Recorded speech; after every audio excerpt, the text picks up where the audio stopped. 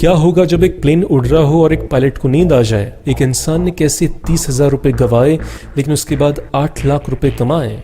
और दुनिया में कौन से देश का IQ सबसे ज्यादा है? ये सारे फैक्ट्स और किस्से कहानियां जानने के लिए बने रहिए वीडियो के लास्ट तक। और अगर आपने अब तक चैनल को सब्सक्राइब और बेल आइकन नहीं दबाया तो दबा लो भाई। फैक्ट नंबर 20, ये फैक्ट बहुत इंटरेस्टिंग है। बात है बेल्जियम देश की। हुआ क्या कि वहाँ के जो डॉक्टर्स हैं, जब वो कोरोना वायरस से लड़ रहे थे तो उनको बहुत सारे इक्विपमेंट्स चाहिए थे और उनकी सैलरी भी सही होनी चाहिए थी। लेकिन जब वहाँ के प्रधानमंत्री ने उनको ना तो इक्विपमेंट सही दिए और उनकी सैलरी भी काटी तो इस बात से बहुत गुस्सा थे। तो तब क्या हुआ कि जब वहाँ की प्रधानमंत्री सोफी विजिट करने के लिए आई हॉस्पिटल को, तो उन सारे के सारे डॉक्टर्स और नर्सिस ने अपनी पीठ ऐसे पीछे कर ली प्रोटेस्ट करने के लिए।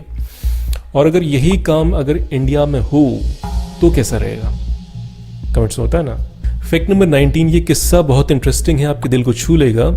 बात है दिल्ली की। लॉकडाउन के टाइम पे, क्वारंटाइन के टाइम पे क्या हुआ कि एक बंदा, ठेले वाला बंदा फ्रूट्स बेच रहा था। तभी वो अपने ठेले से थोड़ा दूर गया, ठीक है। तभी बहुत सारे लोगों ने उसका ठेला ही लूट लिया, उसके सारे फ्रूट्स लूट लिए। और ऐसा नहीं कि गरीब लोगों ने लूटे, जो मिडिल क्लास के लोग हैं उन लोगों ने भी उसके फ्रूट्स लूट लिए, हेलमेट में रख के ले जा रहे हैं ऐसे। तो इस बात से वो बहुत दुखी हुआ, 30,000 रुपये का लॉस हुआ। लेकिन उसके बाद ये वीडियो इंटरनेट पर वायरल हुआ। जब ये वायरल हुआ तो बहुत सारे लोगों को बहुत दुख हुआ और फिर उन्होंने एक मुहिम चलाई कि इस बंदे को उसका पैसा वापस होना चाहिए। तो एक ऑनलाइन कंट्रीब्यूशन किया गया और उस ऑनलाइन कंट्रीब्यूशन में उसको मिले 8 लाख रुपए, मतलब 30,000 का लॉस हुआ था और उसको 8 लाख रुपए मिले। तो ये थी आज की पॉजिटिव खबर। 17, ये किस्सा बहुत अजीब है। बात है थाईलैंड की। साल था 1880। तब वहाँ पे राजा महाराजों का राज होता था। तो वहाँ की जो रानी थी उनको छूना बिल्कुल बैन था, कोई भी उन्हें छू नहीं सकता था, ठीक है। उनकी रॉयल फैमिली को कोई नहीं छू सकता था, ना उनको और ना ही उनकी बेटी को। तभी क्या हुआ कि एक दिन वो घूमने के लिए गए, सुनंदा नाम था उनका, और तभी उनकी जो बोट थी, नाव थी, वो उल्टी हो गई और वो डूबने लगी। आसपास जो लोग खड़े हुए थे नदी के आसपास, वो लोग उन्हें बचा सकते थे, लेकिन फिर भी उन्होंने नहीं बचाया क्योंकि उनको छूना बैन था। सुने में बहुत अजीब और गुस्सा पैदा करने वाला है, लेकिन सच है। फैक्ट नंबर 16, एंशिएंट इंडिया में जब लोग मेडिटेशन करते थे तो उसे बोलते थे ध्यान। और उसके बाद जब ये मेडिटेशन का काम इंडिया से चाइना गया तो चाइना के लोग ध्यान तो नहीं बोल पाए, उन्होंने बोला चैंग, ठीक है। उसके बाद जब चाइना से जापान गया ये वर्ड, तो जापान के लोग च नहीं बोल सकते, तो वहाँ के लोग बोलने लग गए ज़ेन।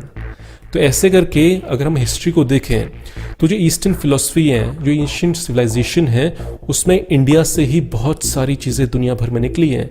इंडिया सिविलाइजेशन का एक ऐसी ज़मीन हुआ करती थी जहाँ से पूरी दुनिया में सिविलाइजेशन गई है। फैक्ट नंबर 15, हम बचपन से लेकर आज तक रामायण सुनते आए हैं, लेकिन क्या हमने कभी रामायण का मतलब सोचा कि क्या होता है? राम का मतलब तो राम भगवान, यण का मतलब होता है ट्रेवल्स, मतलब कि सफ़र, मतलब राम भगवान की जो सफ़र की कहानी है उससे हम रामायण बोलते हैं। फैक्ट नंबर 15, ये फैक्ट बहुत लॉजिकल है। देखो, जो भी हमारे पुराने घर होते थे इंडिया में, उसमें क्या होता था कि चारों तरफ घर होते थे और बीच में चबूतरा होता था। बीच में एक जगह छोड़ी जाती थी जहाँ पे बारिश आ सके और सूरज की रोशनी अच्छे से आ सके। इसके पीछे लॉजिक था कि एक नेचुरल हवा घर के आसपास घूमती रहेगी, जिससे पॉजिटिव इन्वायरमेंट बना रहेगा। बारिश की जो बूंद की आवाज़ है और जो बारिश की मिट्टी से मिलने की खुशबू है वो पूरे घर में फैलेगी, तो एक बहुत ही अच्छा पॉजिटिव इन्वायरमेंट फैलेगा घर पे। लेकिन जो आजकल के घर हैं वहाँ पे हम एक फ्लैट में रहते हैं, जेल की तरह रहते हैं। वहाँ पे हमें ना अच्छी हवा मिलती है, ना चलने के लिए कुछ मिलता है। लॉकडाउन में कोई भी अपने फ्लैट से बाहर नहीं निकल पाया और ऐसे में जो एसी की हवा है वही सेम हवा हम दोबारा लेते रहते हैं और जो बीमारियां हैं वो बढ़ रही हैं। तुम्हारे जो पूर्वज थे उनका जो घर बनाने का तरीका था वो बहुत साइंटिफिक था। फैक्ट नंबर 13, ये किस्सा मुझे बहुत इंटरेस्टिंग लगा इसलिए आपके साथ शेयर कर रहा हूँ। बात है सैम मैनेक्शॉ की। सैम मैनेक्शॉ थे इंडिया के पहले फील्ड मार्शल। हुआ क्या कि जब वो पहले किसी यूनिट में ज्वाइन किया एज ऑफिसर उन्होंने, तो उनके जो सैनिक थे वो पंजाबी थे, सारे सिख थे। तो सैम मैनेक्शॉ बहुत गोरे थे और बिल्कुल भी दाढ़ी नहीं थी। तो वहाँ के जो सिख जवान थे वो बोलते थे कि ये जो नया ऑफिसर आया बिल्कुल लड़की की तरह दिखता है, कुड़ी बोलते थे उससे, पंजाबी में उसका मजाक उड़ाते थे। उनको लगता था कि सैम मैनेक्शॉ को पंजाबी तो आती नहीं है, तो पंजाबी में कुछ भी बकचोदी करते रहे, उनको पता कहाँ चलेगा, ठीक है। लेकिन उनको ये नहीं पता था कि सैम मैनेक्शॉ का बचपन पंजाब में गुजरा था और उन्हें पंजाबी आती थी। लेकिन वो उसका कुछ जवाब देते नहीं थे, वो बस हंस के चले जाते थे। तो फिर एक बार क्या हुआ कि एक लॉन्ग जंप का कंपटीशन हो रहा था। सारे के सारे सैनिक वहाँ पे ज़्यादा कूद पा रहे थे, लेकिन बहुत लंबा कोई नहीं कूद पा रहा था। तभी सैम मैनेक्शॉ वहाँ से गुजरे और उन्होंने बोला कि चलो मैं एक बार ट्राई करता हूँ। तो जब वो लॉन्ग जंप में कूदे तो वो सारे सैनिकों से ज़्यादा दूर तक कूदे, ठीक है। उसके बाद वो पीछे मुड़कर बोलते हैं सारे पंजाबी सिख सैनिकों से कि एक कुड़ी ने आपको हरा दिया, मतलब कि एक लड़की ने भी आपको हरा दिया, तो मतलब कुछ तो बात होगी। तो इस बात को सुनकर सारे के सारे सैनिक बहुत शर्मिंदा हुए। उनको पता चला कि यार इन्हें तो पंजाबी आती है।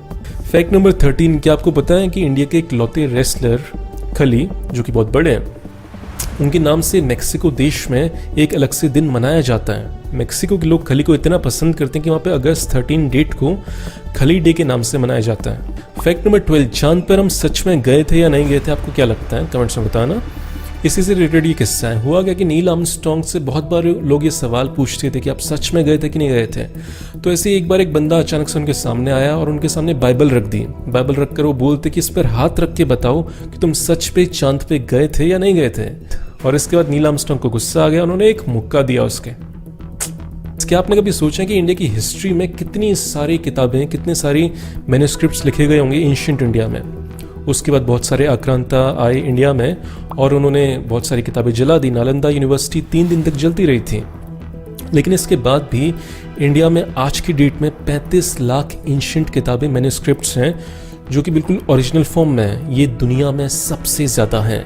अगर हम ग्रीस की बात करें तो ग्रीस देश में केवल 20,000 किताबें हैं जो उनकी एंशिएंट टाइम की हैं, और इंडिया में है 35 लाख। मतलब इतनी पूरी दुनिया में भी नहीं है जितने की इंडिया में है। लेकिन दुख की बात यह है कि कोई भी सरकार इस पर बहुत ज़्यादा रिसर्च नहीं कर रही कि उन किताबों में क्या लिखा हुआ है, उस पर रिसर्च की जाए।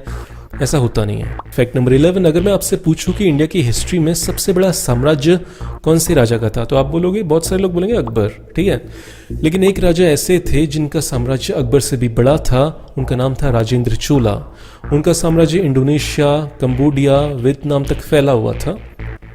लेकिन फिर भी हमारी हिस्ट्री की किताबों में उनको केवल एक पैराग्राफ में समटा दिया जाता है। उनके बारे में डिटेल में पढ़ाया जाना चाहिए, जो कि नहीं पढ़ाया जाता। फैक्ट नंबर 10 इस लॉकडाउन के टाइम पे जब पूरे देश की इकोनॉमी की लगी पड़ी है, सारी की सारी कंपनीज अपने एम्प्लॉयज़ को निकाल रही हैं या अपने एम्प्लॉयज़ की सैलरी कट कर रही हैं 30%, 40%। ऐसे टाइम पे केवल एक कंपनी है इंडिया की जो अपने सैलरीज बढ़ा रही है, अपने एम्प्लॉयज़ की सैलरीज बढ़ा रही है, और उस कंपनी का नाम है एशियन पेंट्स। एशियन पेंट्स का मानना है कि एक ऐसे टाइम पे जब हमारे एम्प्लॉयज़ को हमारी सबसे ज़्यादा ज़रूरत है, ऐसे टाइम पे हमें उन्हें छोड़ना नहीं चाहिए, उनकी सैलरी बढ़ानी चाहिए, ताकि इनका जो कॉन्फिडेंस है अपनी कंपनी के प्रति, अपना ट्रस्ट जो है अपनी कंपनी के प्रति, वो ज़्यादा से ज़्यादा बढ़ पाए। अब ऐसे टाइम पे जो वहाँ पे एम्प्लॉयज़ होंगे, उनका ट्रस्ट कितना ज़्यादा बढ़ गया होगा एशियन पेंट्स पे, अब वो ज़िंदगी भर उसी कंपनी में काम करेंगे। ये होती है स्मार्ट कंपनी का स्मार्ट डिसीजन। फैक्ट नंबर 9, आपने कुछ दिन पहले सुना होगा कि पाकिस्तान में एक प्लेन क्रैश हुआ था। PIA कंपनी का, जो उनकी सरकारी कंपनी है, मतलब 35 से ज़्यादा उनके क्रैश हो चुके हैं, बहुत ज़्यादा क्रैश होते हैं। लेकिन क्या कोई कंपनी ऐसी है दुनिया में जिसका आज तक कोई भी क्रैश नहीं हुआ? एक कंपनी है जिसका नाम है हवाईयन एयरलाइंस। साल 1929 से लेकर आज तक इस कंपनी का एक भी प्लेन आज तक क्रैश नहीं हुआ। ये कंपनी 2 बार दिवालिया हो चुकी है, एक बार 1993 में और एक बार साल 2003 में। लेकिन फिर भी इन्होंने अपनी पैसेंजर्स की सेफ्टी में पैसे की कटौती नहीं की, मतलब खुद को लॉस में रख लिया, लेकिन अपनी पैसेंजर्स की सेफ्टी के लिए कभी भी कॉम्प्रोमाइज़ नहीं किया पैसे को लेकर। Hawaiian airlines. फैक्ट नंबर 8, जब पाकिस्तान में बहुत ज़्यादा एरोप्लेन क्रैश होने लग गए तो वहाँ के मौलवियों को एक ख्याल आया कि क्यों ना जब प्लेन शुरू होने वाला होता है उससे पहले अगर एक बकरा काट दिया जाए तो सब कुछ सही हो जाएगा, तो प्लेन सेफ्टी से लैंड हो जाएगा। इसे कहते हैं लॉजिकल थिंकिंग, इसे कहते हैं साइंटिफिक थिंकिंग। फैक्ट नंबर 7, ये किस्सा बहुत इंटरेस्टिंग है। बात है ब्रिटेन की। हुआ क्या कि वहाँ के एक MP है माइकल बेट्स के नाम से। वो जब एक बार पार्लियामेंट में आने से 2-3 मिनट लेट हो गए, जिसकी वजह से वो एक सवाल को मिस कर गए, तो वो खुद से इतने ज़्यादा शर्मिंदा हुए कि उन्होंने खुद ही रिज़ाइन दे दिया उसी दिन ही। वो बहुत ही हाई प्रिंसिपल और उसूल वाले इंसान थे, जिसकी वजह से उन्होंने ऐसा किया। और एक तरफ इंडिया के MP, इन्होंने हज़ारों करोड़ रुपए का करप्शन कर रखा है, रेप कर रखे हैं, बहुत सारे मर्डर कर रखे हैं, लेकिन अपनी सीट से छोड़ेंगे नहीं, अपनी सीट से हिलेंगे नहीं बिल्कुल भी है। क्या बोलते हो, सही बोल रहा हूँ गलत बोल रहा हूँ, कमेंट्स में बताना। फैक्ट नंबर 6, बात है साल 1971 की, जब इंडिया और पाकिस्तान की वॉर चल रही थी, जिस वॉर से बांग्लादेश का जन्म हुआ। तब क्या हुआ कि इंडिया चाहता था कि वॉर लंबे समय तक चले ताकि हम बांग्लादेश को आज़ाद कर पाए, बीच में रुक ना जाए वॉर। तो इसी बात में इंडिया का साथ दिया रशिया ने। UN चाह रहा था कि वॉर जल्दी से जल्दी खत्म हो, इसलिए वो एक रेजोल्यूशन लाने वाला था, लेकिन रशिया ने उस रेजोल्यूशन को 3 बार रोका, जिसकी मदद से वॉर लंबे समय तक चली और इंडिया ने पाकिस्तान को हराया और एक बांग्लादेश नया देश बन पाया। तो मतलब रशिया ने हमारी ऐसे हेल्प की थी। बाकी शिप से भी अपना एंटीक्राफ्ट भेज के भी उन्होंने हेल्प की थी, लेकिन डिप्लोमेटिकली उन्होंने ऐसे हेल्प की थी। फैक्ट नंबर 5, आज तक हमने एडिसन की बहुत सारी तारीफ सुनी कि उन्होंने बल्ब बनाया था जिसकी वजह से आज हम लाइट देख सकते हैं रात को भी, लेकिन उनके बारे में एक बहुत सारे फैक्ट्स हैं जो कि नेगेटिव हैं। उसी में से एक फैक्ट है कि उन्होंने एक हाथी को 6600 वॉट का करंट देकर मार दिया था।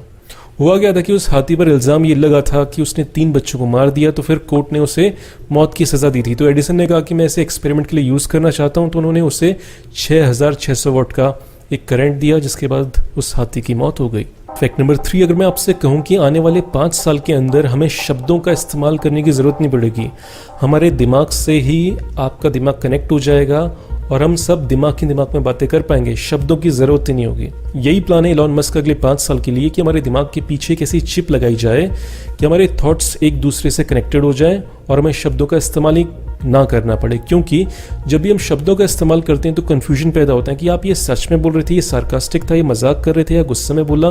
तो ऐसे बहुत सारा कन्फ्यूजन पैदा हो जाता है शब्दों की वजह से। इसलिए इलॉन मस्क ने ये नई टेक्निक निकाली जिससे हमारे दिमाग से दिमाग कनेक्ट हो जाएंगे, फिर कोई दिक्कत वाली बात नहीं है। फैक्ट नंबर 2, क्या आपके दिमाग में कभी ख्याल है कि किस देश का IQ सबसे ज़्यादा होगा? तो इसका आंसर है सिंगापुर। सिंगापुर देश का IQ है 108 और उसके बाद के जो देश आते हैं वो हैं साउथ कोरिया, जापान, इटली। अब आप सोच रहे हो कि इंडिया कौन से नंबर पे आता है, इंडिया का IQ कितना टोटल? इंडिया का IQ बहुत सही नहीं है, हमें जान के दुख होगा। इंडिया का IQ है 80, जो कि कम है। ये बात मैं नहीं कह रहा, एक सर्वे में पाया गया है। इस बात को जानकर मेरे पे गुस्सा निकालने से कुछ नहीं होगा, कमेंट्स में गालियाँ मत देना। फैक्ट नंबर 1, क्या हो जब एक पायलट प्लेन उड़ाने के दौरान ही सो जाए? ऐसा ही हुआ ऑस्ट्रेलिया में, जब एक पायलट प्लेन के साथ उड़ रहा था तभी 40 मिनट के लिए उसे नींद आ गई। लेकिन इसमें अच्छी बात ये थी कि सोने से पहले उसने अपने प्लेन को ऑटो पायलट में डाल दिया था। जब कंट्रोल रूम वाले इससे कांटेक्ट करने की कोशिश कर रहे थे तो वहाँ से कोई भी रिप्लाई नहीं आ रहा था। ये सब देखकर वो बहुत टेंशन में आ गए। इसके बाद एक प्रोसीजर होता है जिसमें 2 फाइटर प्लेन्स को भेजा जाता है ये देखने के लिए कि हो क्या रहा है। वो ऐसे ही भेजने वाले थे, लेकिन तभी उसकी नींद खुल गई। उसके बाद जब इन्वेस्टिगेशन की गई तो पता चला कि उस पायलट ने सुबह नाश्ता नहीं किया था, और जब नाश्ता नहीं किया होता है तो हमारी बॉडी में एनर्जी नहीं होती, जिसकी वजह से नींद आना या थकावट बहुत आम बात है। इसीलिए मुसलमान देशों में भी किसी भी पायलट को रोज़ा रखना अलाउड नहीं है, क्योंकि जब इंसान रोज़ा रखेगा तो उसकी बॉडी में एनर्जी नहीं होगी, और जब प्लेन उड़ता है, बहुत स्पीड में फ्लाइट लेता है, तो आपकी बॉडी पर बहुत गहरा असर पड़ता है, और उसके लिए आपकी बॉडी में बहुत हाई एनर्जी होना इंपॉर्टेंट है। अगर आपने खाना नहीं खाया तो एनर्जी नहीं होगी और आप सो सकते हैं। अगर आप सो गए तो फिर जो बाकी के पैसेंजर्स हैं वो भी सारे सो जाएंगे ज़िंदगी भर के लिए। तो दोस्तों, ये था आज का वीडियो। बहुत लंबे समय के बाद कुछ नए तरीके से बोलने का मैंने ट्राई किया है। अगर पसंद आए तो लाइक करना, अगर बेकार लगे तो डिसलाइक करना। कुछ कहना चाहते हैं, पूछना चाहते हैं तो इंस्टाग्राम पर आ जाओ। आज के लिए इतना ही, मिलते हैं अगले वीडियो में। बाय।